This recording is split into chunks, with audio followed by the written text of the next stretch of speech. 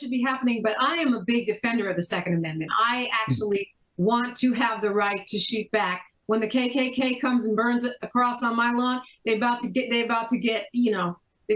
an answer. Get up. I am a big believer in the Second Amendment. We've had the Second Amendment this whole time, but it seems like we've continuously seen an increase in gun violence.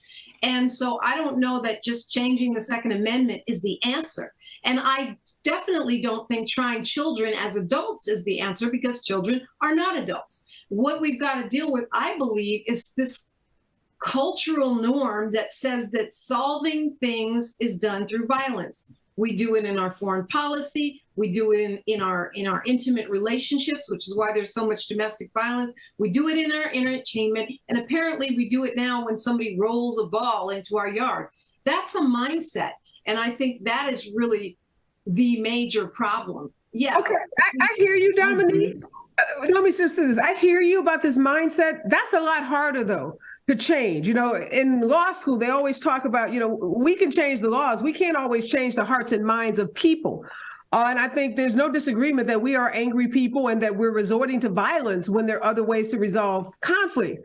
That, again, though, that's not something lawmakers can change. The Second Amendment, though, and laws that restrict the use of guns and certain kinds of guns, we can change. And I think that if we remove the immunity that gun manufacturers have in this country now, and if they could be sued in the same way that we just saw that Fox, bombshell $750 million settlement, gun manufacturers themselves would take heed, and I think we'd see safer weapons, and we'd see less use of these assault weapons that have no place on the streets. I mean, you don't need a military type assault weapon to protect yourself in your home, but we have these crazy laws enacted by Republicans to support gun manufacturers, so they can't even be sued in the way that we've sued tobacco companies, big pharma, big automobile manufacturers. All of them have been forced to change their product because of these nuclear lawsuits and verdicts